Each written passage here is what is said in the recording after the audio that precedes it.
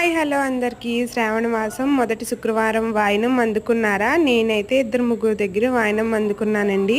వాయినంలో must and షుడ్గా శనగలు అయితే వస్తుంటారు కదా, ఆ శనగల్ని నేను మా పిల్లల కోసం ఈవినింగ్ స్నాక్స్లా ప్రిపేర్ చేశాను. ఎలా చేశానో మీరు కూడా చూసేయండి. రెసిపీ మీకు కూడా నచ్చితే ఒక లైక్ వేసేయండి.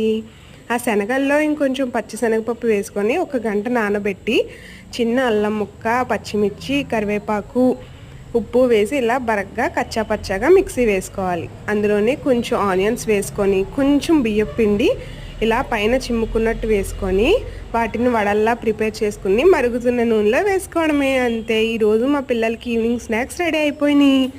చాలా క్రిస్పీగా లోపల మెత్తగా ఉండే ఈ వేళ్ళు చాలా టేస్టీగా ఉంటాయండి.